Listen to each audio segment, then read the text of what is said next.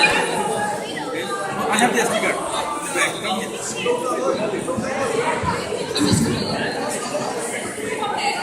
In business.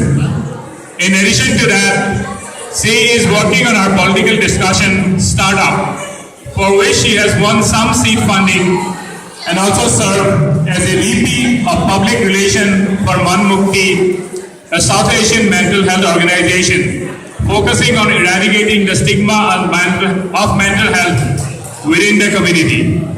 I would like to request Gitchika to please come on stage and go ahead with the presentation.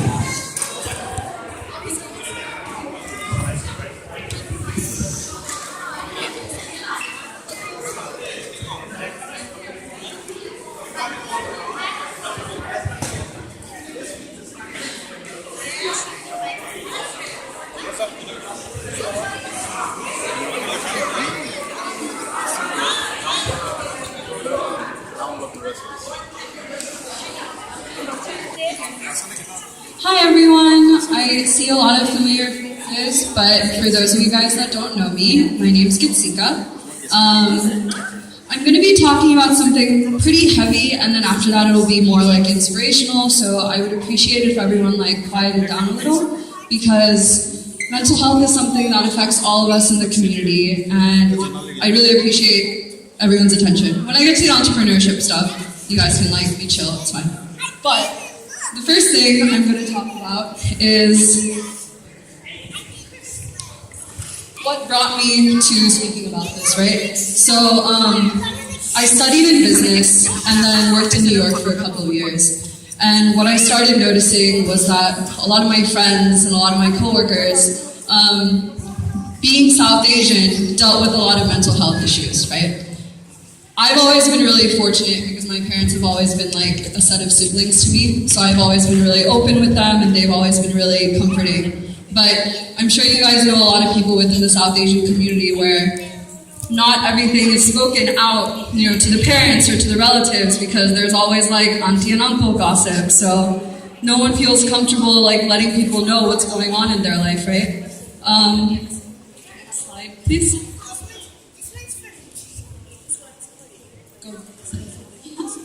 Yes, okay. So some stats on mental health, right?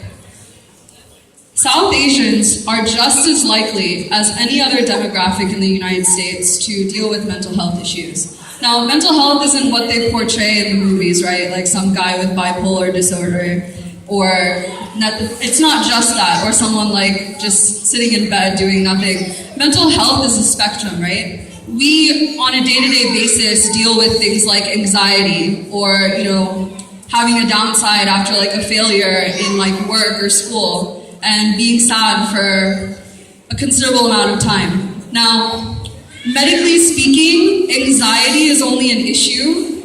Anxiety is only an issue that they end up medicating when the person has shown themselves to be anxious for 6 months. But I'm sure a lot of us here have dealt with bouts of anxiety. So what do you do then, right? In the South Asian community, what happens is that you tell someone and they're well, just deal with it.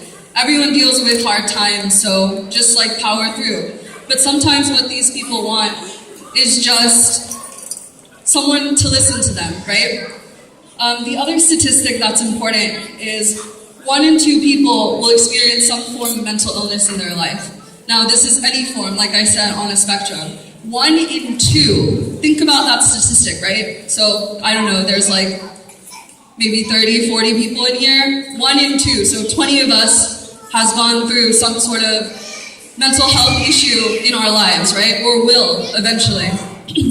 So this is why these things are important, because like the previous statistic says, South Asians experience mental health as much as any other demographic, but we're only using 1/3 of the resources at any given time. We should be using just as much as any other demographic or more if we're suffering through it. So that's why it's important. I'd really appreciate if the people talking could quiet down, since this is a serious issue.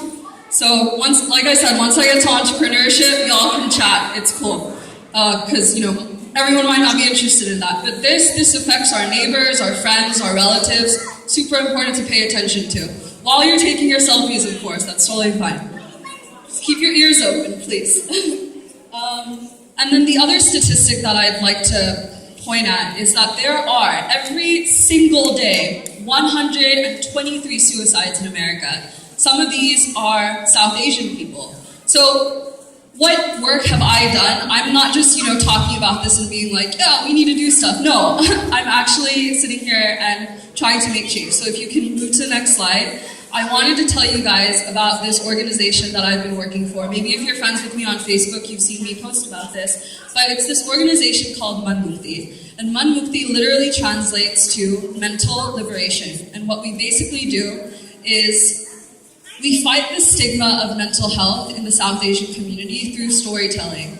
Digital storytelling, and we recently had this event in Austin called Slam the Stigma, where we brought mental health professionals and poets to talk about their experience with mental health. And I'll tell you right now, at the end of the event, everyone was in tears. We were all sharing our stories, and it was just a very cathartic experience.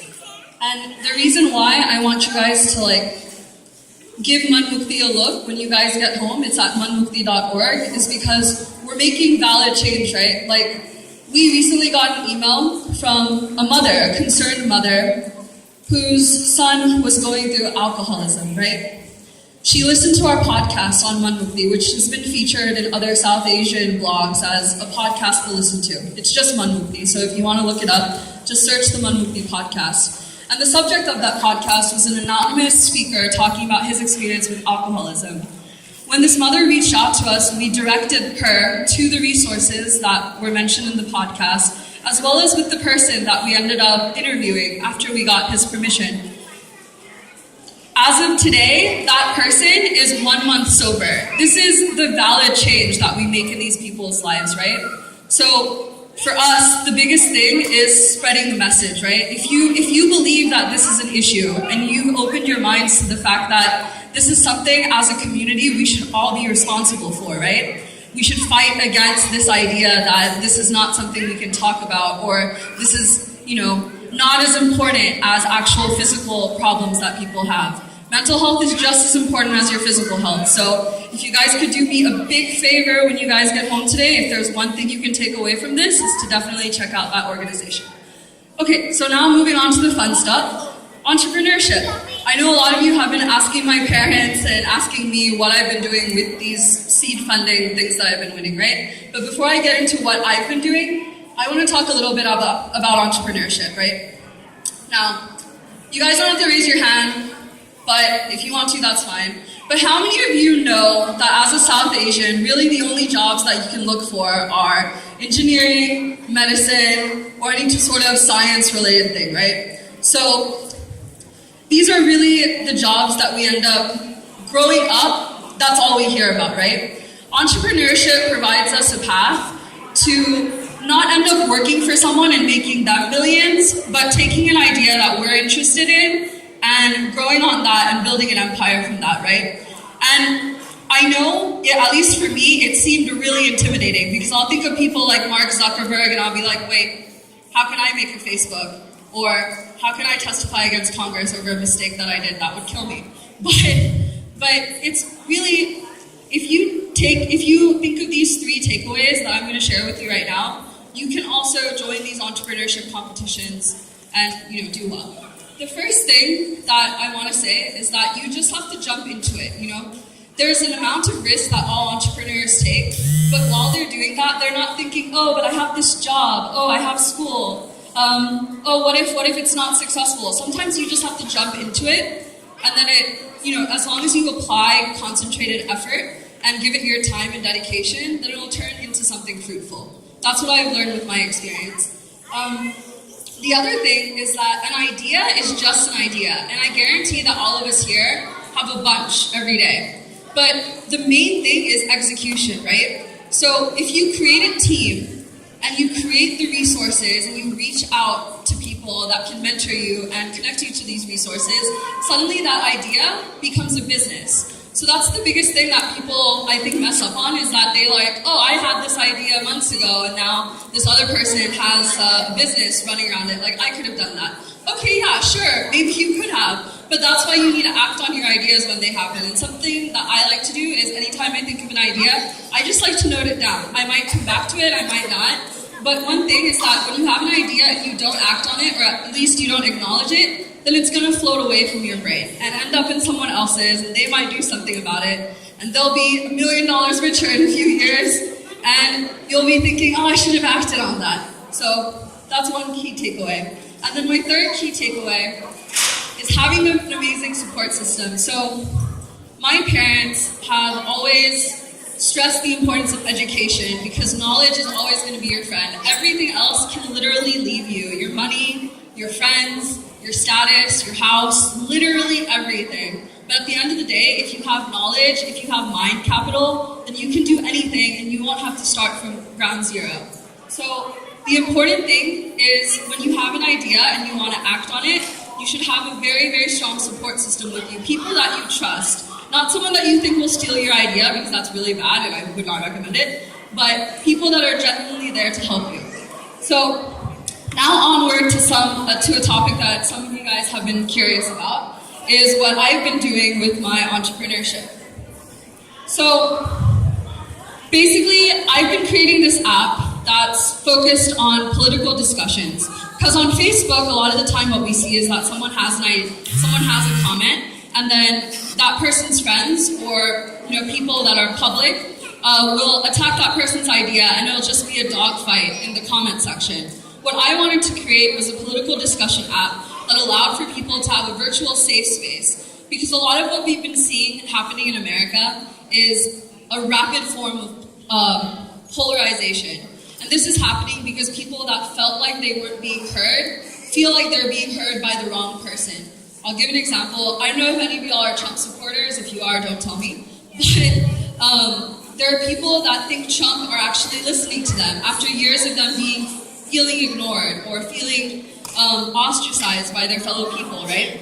So with this political discussion app, what I seek to do is to hear these people out. Not just them, not just right or left, but people that have nuances in their views. Like maybe they agree that immigrants should be brought in, but with a more structured vetting system. Or maybe they think that abortion's okay, but only in certain circumstances. So these sort of hot topic issues that a lot of the time people are like, oh no, it's black and white, you're wrong, I'm right, or if you don't agree with this, you're a terrible person. That kind of mentality, I feel like, is tearing the nation apart. So that's what my app is going to be focusing on. So if any of you guys are interested in working on me in this app or are just curious about further information, just come find me and I'll be happy to chat. But yeah, so I just wanted to thank you all for your time. Happy Bihu. I know these were a little serious topics, but I kind of just wanted to, in a way, it's kind of for me to catch up with the community since I've been kind of MIA for the last 3 years. But yeah, have a great Bihu and thank you guys so much for letting me chat.